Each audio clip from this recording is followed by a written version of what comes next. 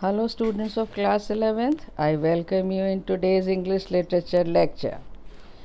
Today I shall teach you a new poem, Childhood, by Marcus Nathan. So first we will know about Marcus Nathan. Marcus Nathan has been called Norwegian poet as he was born in Norway. He imagines the loss of childhood. बच्चों, ये जो Marcus नेटन कवि हैं, ये Norway के रहने वाले थे, इसलिए इनको नॉर्वेगियन पोएट भी कहा जाता है। और उन्होंने ये कल्पना की कि जब किसी का बचपन छिन जाता है तो उस व्यक्ति को कैसा लगता है। यानी बचपन छिन जाने का मतलब जो चीज़ें जो बच्चे की आवश्यकता होती है, उस बच्चे को उस आवश्यकताओं से वंचित करके उसके ऊपर जिम्मेदारियां लाद दी जाए, काम कराया जाए, तो वो कहीं ना कहीं अपना बचपन खो देता है। चलिए, अब about the poem. The poet thinks of a few stages in his growing up from childhood into maturity. Childhood is a special period in the life of everybody. He does not know when and where he lost his childhood. अब Marcus नेटन कहते हैं कि किसी भी व्यक्ति के जीवन का सबसे सुनहरा भाग या सबसे सुनहरा हिस्सा उसका बचपन होता है, जिसे वो पूरे जीवन याद करके खुश होता है। लेकिन मार्कस नेटन को पता ही नहीं चला कब उनका बचपन आया और कब खो गया। इसीलिए उन्होंने इस पर एक कविता लिख डाली और वो कविता आपके लिए है childhood. When did my childhood go? Was it the day I ceased to be 11? Was it the time I realized that hell and heaven could not be found in geography and therefore could not be? Was that the day? मेरा बचपन कब चला गया? क्या उस दिन जब मैं 11 वर्ष का न रहा? क्या उस समय जब मैंने जाना कि स्वर्ग व नर्क भूगोल में नहीं पाए जाते और इसलिए उनका अस्तित्व नहीं हो सकता था? क्या वह दिन था? देखिए, इस स्टैंज़ा में कवि ये जानना चाहते हैं कि मेरा बचपन कब ख़त्म हो गया। कब? जब मैं 12 वर्ष का पूरा हो गया तब ख़त्म हो गया, या जब मुझे पता चला कि स्वर्ग और नर्क ये इस पृथ्वी पर ही है। ज्योग्राफी में ऐसे ढूंढने से स्वर्ग और नर्क नहीं मिलता है, वो उसकी अनुभूति करने से स्वर्ग नर्क मिलता है। या मैंने इसका अस्तित्व यानी अपने बचपन का अस्तित्व कब खो दिया, वह कौन सा दिन था, मुझे पता नहीं चल पाया। Second stanza. When did my childhood go? Was it the time I realized that adults were not all they seemed to be? They talked of love and preached of love, but did not act so lovingly. Was that the day? मेरा बचपन कब चला गया? क्या उस समय जब मैंने जाना कि वयस्क वैसे बिल्कुल नहीं थे जैसे वे दिखाई देते थे।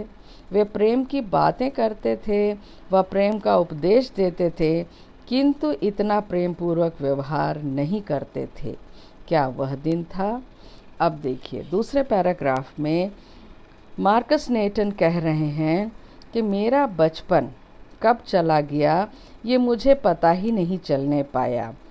क्या बचपन चला जाना उसको कहते हैं जब लोग वयस्क हो जाते हैं, पर जैसे वो दिखते हैं वैसे वो बिल्कुल नहीं होते, क्योंकि वयस्क लोग प्रेम की बातें करते हैं, प्रेम का उपदेश देते हैं, लेकिन स्वयं किसी से भी प्रेम पूर्वक व्यवहार नहीं करते।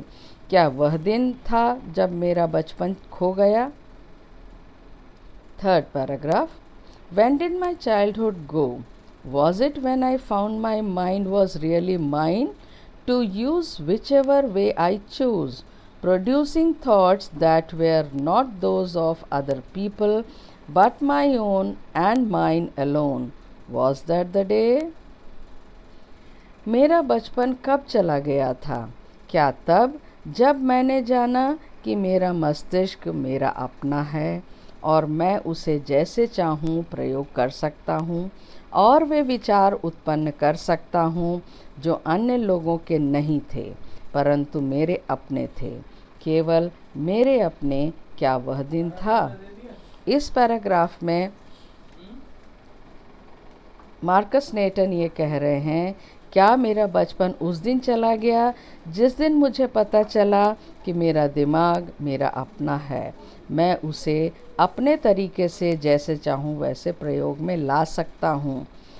क्या अब मैं अपने नए विचार भी उत्पन्न कर सकता हूँ, अपनी नई सोच समाज में रख सकता हूँ?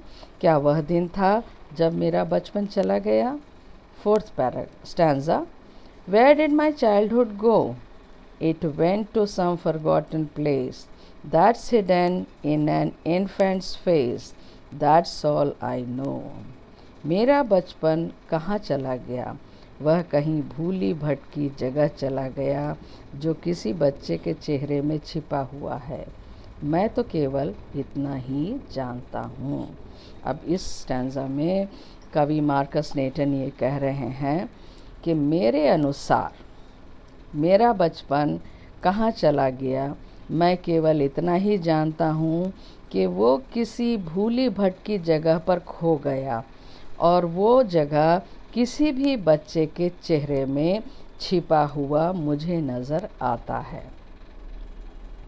तो ये थी बच्चों कविता चाइल्डहुड।